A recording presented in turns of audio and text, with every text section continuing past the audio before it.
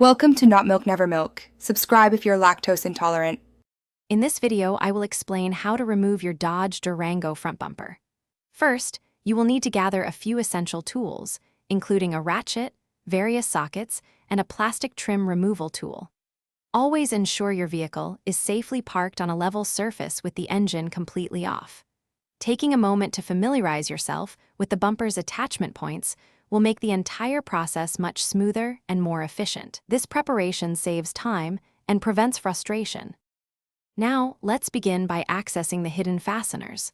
Start by removing the plastic push pins that secure the fender well liners. Typically, there are about 5 to 7 pins per side. Next, carefully detach the grille by unscrewing the 2 or 3 mounting bolts located at its top edge. This step provides better access to the upper bumper fasteners. Then, locate and remove the 2 or 3 bolts connecting the bumper to the fender on each side.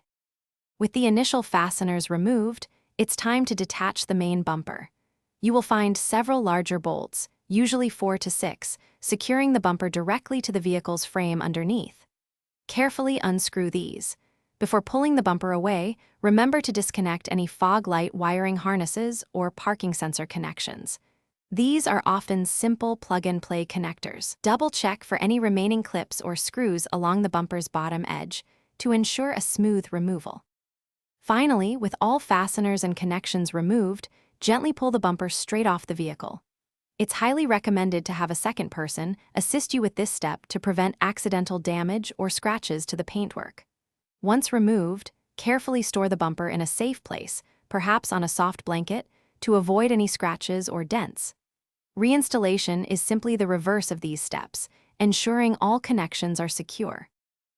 Thanks for watching. If this was helpful, leave a like and consider subscribing. See you next time.